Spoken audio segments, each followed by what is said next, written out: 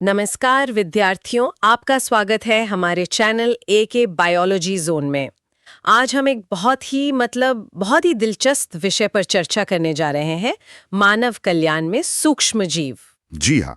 और जब हम सूक्ष्म जीव या माइक्रोब्स कहते हैं तो हम एक ऐसी दुनिया की बात कर रहे हैं जो हमें दिखती नहीं है, पर ये हमारे चारों तरफ है। हवा में, पानी में, मिट्टी में, और तो और हमारे अपने शरीर के अंदर भी। बिल्कुल। तो आज हम एनसीईआरटी कक्षा 12 के अध्याय 8 पर आधारित इस अदृश्य दुनिया की पड़ताल करेंगे। और हमारा मिशन ये समझना है कि ये छोटे छोटे जीव हमारे जीवन को कैसे चलाते हैं। बिल्कुल।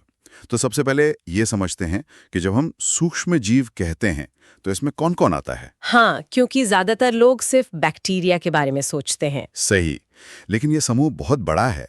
इसमें प्रोटोजोआ हैं, बैक्टीरिया तो हैं ही, कवक यानी फंगी भी हैं, और इनसे भी छोटे और रहस्यमयी एजेंट्स हैं जैसे वायरस, वायरॉइड्स और प्रियॉन्स। अच्छा, और ये रहते कहाँ है? आपने कहा हर जगह, पर कुछ जगहें तो बहुत ही अजीब है, जैसे उबलते पानी के झरने। हाँ, यही तो इनकी खासियत है।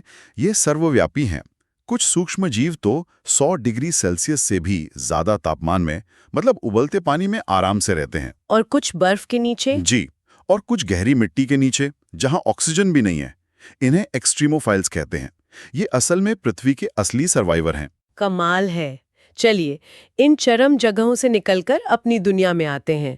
शुरुआत करते हैं रसोई से। सबसे बढ़िया उदाहरण। मुझे लगता है कि जब हम दही जमाते हैं तो हम असल में लाखों सूक्ष्म जीवों को काम पर लगा रहे होते हैं। बिल्कुल सही। दही इसका सबसे अच्छा उदाहरण है। हम दूध में बस थोड़ा सा जामन या स्टार्टर डालते हैं। हाँ। उस जामन में लाखों करोड़ों बैक्टीरिया होते हैं, जिन्हें लैक्टिक एसिड बैक्टीरिया या LAB कहते हैं। ओके। जैसे ही उन्हें दूध का गर्म वातावरण मिलता है, वो अपनी संख्या तेजी से बढ़ाने लगते हैं, और इस प्रोसेस में वो दूध की चीनी यानी लैक्टोज को लैक्टिक एसिड में बदल देते हैं। और यही एसिड फिर दूध के प्रोटीन को क्या कहते हैं, जमा देता है। एकदम सही। वो प्रोटीन को जमा देता है और आंशिक रूप से पचा भी देता है। और एक और फायदा है। वो क्या? ये बैक्टीरिया विटामिन B12 की मात्रा भी बढ़ा देते हैं। अच्छा, तो मतलब दही दूध से भी ज्यादा पौष्टिक हो गया एक तरह से। बिल्कुल। ये हमारे कटोरे में मौजूद छोटे छोटे शेफ हैं। वाह। और यही सिद्धांत शायद ब्रेड या डोसे के आटे पर भी लागू होता है, जो वो फूल जाता है। हाँ, वहाँ का जादूगर है यीस्ट, जो एक तरह का कवक है, बेकर्स यीस्ट, जिसका वैज्ञानिक नाम सैकरोमाइसीस सेरेविसे है। बहुत अच्छे। तो जब इसे आटे में मिलाया जाता है, ये उसमें मौजूद चीनी को खाना शुरू कर देता है, और इस प्रक्रिया को किण्वन या फर्मेंटेशन कहते हैं। और इस फर्मेंटेशन में गैस निकलती है, कार्बन डाइऑक्साइड। बिल्कुल। यही कार्बन डाइऑक्साइड गैस आटे में छोटे छोटे बुलबुलों के रूप में फंस जाती है, और जब लाखों बुलबुले बनते हैं तो पूरा आटा फूल जाता है, जिससे ब्रेड या इडली एकदम नरम और स्पंजी बनती है। वाह। तो अगली बार फूली हुई ब्रेड देखें तो याद रखें कि ये यीस्ट की छोड़ी हुई सांस है। ये तो बहुत ही दिलचस्प है। रसोई से आगे बढ़ते हैं चीज की दुनिया में। मुझे स्विस चीज हमेशा बहुत आकर्षक लगती है, जिसमें वो बड़े बड़े छेद होते हैं। उन छेदों के पीछे भी एक खास बैक्टीरिया है। अच्छा। हाँ, उसका नाम है प्रोपियोनिबैक्टीरियम शार्मेनाए। ये नाम तो याद रखना मुश्किल है। नाम छोड़िए, काम समझिए। ये बैक्टीरिया चीज बनाने की प्रक्रिया के दौरान बहुत बड़ी मात्रा में CO2 गैस पैदा करता है। और क्योंकि चीज ठोस होता है, वो गैस बाहर नहीं निकल पाती। सही पकड़ा। वो गैस अंदर ही बड़े बड़े बुलबुलों के रूप में फंस जाती है।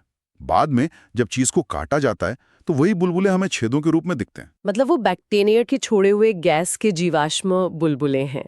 और रॉकफोर्ट चीज, उसका स्वाद तो बहुत अलग होता है। उसका श्रेय एक खास कवक को जाता है। उसे पकाते समय एक विशेष फंगस का इस्तेमाल होता है, जो उसे उसका खास नीला हरा रंग और तीखा स्वाद देता है। मतलब हर चीज का अपना एक अलग माइक्रोबियल फिंगरप्रिंट है। बिल्कुल। ये दिलचस्प है कि कैसे हमने घर की इन प्रक्रियाओं को औद्योगिक स्तर पे इस्तेमाल करना शुरू कर दिया।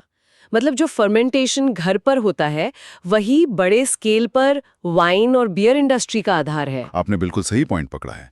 औद्योगिक स्तर पर बियर या विस्की बनाने के लिए उसी ब्रूअर्स यीस्ट का इस्तेमाल होता है। बस काम छोटे बर्तनों में नहीं, बल्कि फर्मेंटर्स नाम के विशाल स्टील के टैंकों में होता है। तो फिर वाइन और विस्की में क्या फर्क होता है? बनते तो दोनों फर्मेंटेशन से ही हैं। फर्क है आसवन या डिस्टिलेशन का। वाइन और बियर बिना डिस्टिलेशन के बनते हैं। अच्छा। मतलब अनाज या फलों के रस को फर्मेंट किया और जो मिला उसे फिल्टर करके इस्तेमाल कर लिया। इनमें अल्कोहल कम होता है। और विस्की, ब्रांडी या रम के लिए? उनके लिए इस फर्मेंटेड लिक्विड को डिस्टिल किया जाता है। ओके। मतलब उसे गर्म करके भाप बनाई जाती है और फिर उसे ठंडा करके इकट्ठा किया जाता है। इससे अल्कोहल की मात्रा बढ़ जाती है? बहुत ज्यादा बढ़ जाती है।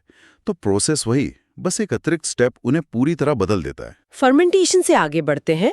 सूक्ष्म जीव सिर्फ अल्कोहल ही नहीं बनाते, वो और भी कई रसायन बनाते हैं। और यहीं से 20वीं सदी की सबसे बड़ी मेडिकल खोज की कहानी शुरू होती है। एंटीबायोटिक्स। हाँ, एंटीबायोटिक्स। और इसकी खोज की कहानी भी बड़ी मजेदार है। एक एक्सीडेंटल खोज थी। अलेक्जेंडर फ्लेमिंग वाली कहानी? जी, 1928 में फ्लेमिंग स्टैफिलोकोकस बैक्टीरिया पर काम कर रहे थे। वो छुट्टियों से लौटे तो उन्होंने देखा कि उनकी एक पेट्री डिश पर फफूंद उगाई है। और वो उसे फेंकने ही वाले थे कि उन्होंने एक अजीब चीज नोटिस की। सही। उन्होंने देखा कि जहां जहां वो फफूंद थी उसके आसपास का सारा बैक्टीरिया मर चुका था। एक खाली घेरा बन गया था। एग्जैक्टली। फ्लेमिंग समझ गए कि ये फफूंद कोई ऐसा रसायन बना रही है जो बैक्टीरिया को मार रहा है। और वही पेनिसिलिन था। बिल्कुल। उस फफूंद का नाम था पेनिसिलियम नोटेटम और उससे मिला पहला एंटीबायोटिक पेनिसिलिन। इसने प्लेग, काली खांसी जैसी जानलेवा बीमारियों का इलाज संभव बनाया। ये दिखाता है कि ये सूक्ष्म जीव असल में छोटी छोटी केमिकल फैक्ट्रियां हैं। ये और क्या क्या बनाते हैं? बहुत कुछ। जैसे आज हम जो कोला पीते हैं उसमें जो खट्टापन है वो साइट्रिक एसिड से आता है। और वो भी एक सूक्ष्म जीव बनाता है। हाँ, एस्परजिलस नाइजर नाम का एक कवक। सिरका जो एसिटिक एसिड है वो एसिटोबैक्टर एसिटिबैक्टीरिया से बनता है। लिस्ट बहुत लंबी है। और एसिड के अलावा एंजाइम भी हैं, जैसे डिटर्जेंट्स में लाइपेज का इस्तेमाल। जी, लाइपेज एक ऐसा एंजाइम है जो तेल या फैट को तोड़ता है। तो जब इसे डिटर्जेंट में मिलाया जाता है तो ये कपड़ों पर लगे तेल के दाग धब्बों को आसानी से हटा देता है। और जो बाजार में मिलने वाले जूस होते हैं वो घर के जूस से ज्यादा साफ क्यों दिखते हैं? उसका कारण है पेक्टिनेज और प्रोटीएज एंजाइम। कंपनियां फलों का रस निकालने के बाद उसे इन एंजाइमों से ट्रीट करती हैं, जो रस में मौजूद रेशों को तोड़कर उसे एकदम साफ कर देते हैं। मेडिकल फील्ड में भी कुछ कमाल के अणु हैं। Clot buster streptokinase. ये तो जीवन रक्षक है। दिल के दौरे के मरीजों में ये खून के थक्कों को घोलने का काम करता है, जिससे खून का बहाव फिर से शुरू हो जाता है। और एक और है साइक्लोस्पोरिन ए। ये अंग प्रत्यारोपण में काम आता है। हाँ, जब किसी मरीज में कोई नया अंग लगाया जाता है तो उसका शरीर उस अंग को रिजेक्ट कर सकता है। साइक्लोस्पोरिन ए इम्यून सिस्टम को थोड़ा दबा देता है ताकि शरीर नए अंग को स्वीकार कर ले। तो उद्योग और दवाइयों से हटकर अब पर्यावरण की बात करते हैं। शहरों से निकलने वाला इतना सारा गंदा पानी यानी वाहित मल या सीवेज, उसे साफ करने में भी इनकी भूमिका है। बहुत ही महत्वपूर्ण भूमिका है। सीवेज ट्रीटमेंट प्लांट के असली हीरो सूक्ष्म जीव ही हैं। तो ये होता कैसे? इसके दो मुख्य चरण हैं। पहला है प्राइमरी ट्रीटमेंट, जो कि फिजिकल है। इसमें पानी को छानकर तैरता हुआ कचरा और फिर टैंक में रखकर भारी गंदगी को नीचे बैठा दिया जाता है। ठीक है, तो इससे मोटा मोटा कचरा निकल गया, पर पानी में घुली गंदगी का क्या? उसके लिए होता है सेकेंडरी या बायोलॉजिकल ट्रीटमेंट। अब इस पानी को बड़े बड़े टैंकों में डालकर उसमें हवा पंप की जाती है। हवा क्यों? ताकि ऑक्सीजन पर पलने वाले बैक्टीरिया और फंगस तेजी से बढ़ सकें। ये मिलकर जाली जैसे गुच्छे बना लेते हैं, जिन्हें फ्लॉक्स कहते हैं। अच्छा। ये फ्लॉक्स पानी में मौजूद जैविक गंदगी को, मतलब प्रदूषण को, अपने भोजन के रूप में इस्तेमाल करते हैं। वो उसे खाकर खत्म कर देते हैं। तो एक तरह से वो पानी को साफ कर रहे हैं। मैंने एक शब्द सुना है, BOD। BOD यानी बायोकेमिकल ऑक्सीजन डिमांड। ये पानी की गंदगी को मापने का एक तरीका है। जिस पानी का BOD ज्यादा है, मतलब वो ज्यादा प्रदूषित है। और ये सूक्ष्म जीव BOD को कम कर देते हैं? बिल्कुल, वे प्रदूषण को खा जाते हैं, जिससे पानी का BOD कम हो जाता है और पानी साफ हो जाता है। ये तो बहुत ही अच्छा सिस्टम है। और ऊर्जा उत्पादन में, जैसे बायोगैस? बायोगैस, जिसे हम गोबर गैस भी कहते हैं, वो भी सूक्ष्म जीव ही बनाते हैं। इन्हें मिथेनोजेंस कहते हैं। और ये वही बैक्टीरिया है जो गाय भैंस के पेट में भी पाए जाते हैं ना? सही पकड़ा। ये मवेशियों के पेट में रहते हैं और सेल्यूलोज को पचाने में मदद करते हैं। इसीलिए जानवरों का गोबर बायोगैस बनाने के लिए सबसे अच्छा कच्चा माल है, जिससे गांव में खाना पकाने और रोशनी के लिए ईंधन मिलता है। जी। अब हम अंतिम और शायद सबसे जरूरी क्षेत्र पर आते हैं, कृषि, जहां हम रासायनिक कीटनाशकों और उर्वरकों पर निर्भर हो गए हैं। क्या वहां भी ये सूक्ष्मजीव कोई बेहतर विकल्प हो सकते हैं? ये शायद इस क्षेत्र की सबसे बड़ी क्रांति है। प्रकृति के दुश्मनों से लड़ने के लिए प्रकृति के ही सैनिकों का इस्तेमाल करना। इन्हें जैव नियंत्रक या बायो कंट्रोल एजेंट कहते हैं। जैसे बीटी यानी बैसिलस थुरिंजिएंसिस। हाँ, ये एक बैक्टीरिया है जो एक ऐसा प्रोटीन बनाता है जो कुछ खास कीटों के लार्वा जैसे कैटरपिलर के लिए जहरीला होता है। तो जब कैटरपिलर उन पत्तों को खाता है तो ये जहर उसके पेट में जाकर उसे मार देता है। पर इसकी सबसे अच्छी बात यह है कि ये बहुत स्पेसिफिक है। मतलब ये मधुमक्खियों या दूसरे फायदेमंद कीड़ों को नुकसान नहीं पहुंचाता। बिल्कुल भी नहीं। ये एक बायोलॉजिकल मिसाइल की तरह है जो सिर्फ अपने टारगेट को हिट करती है। इसी तरह ट्राइकोडर्मा कवक है जो पौधों की जड़ों को बीमारियों से बचाता है। और बैक्यूलोवायरस का भी जिक्र है। हाँ, ये वायरस तो और भी ज्यादा स्पेसिफिक होते हैं। ये सिर्फ कुछ खास प्रजाति के कीड़ों पर ही हमला करते हैं, इसलिए ये पर्यावरण के लिहाज से बहुत सुरक्षित माने जाते हैं। ये तो हुई कीटों से सुरक्षा। पौधों के पोषण यानी जैव उर्वरक या बायोफर्टिलाइजर्स के बारे में क्या? बायोफर्टिलाइजर्स ऐसे जीव हैं जो मिट्टी को प्राकृतिक रूप से उपजाऊ बनाते हैं, जैसे राइजोबियम बैक्टीरिया जो दाल वाले पौधों की जड़ों में रहता है। जी, और ये हवा की नाइट्रोजन को खींचकर उसे ऐसे रूप में बदल देता है जिसे पौधे इस्तेमाल कर सकें। मतलब ये पौधे के लिए खाद बना रहा है। और कुछ तो मिट्टी में आजाद रहकर भी ये काम करते हैं, जैसे एजोटोबैक्टर। सही।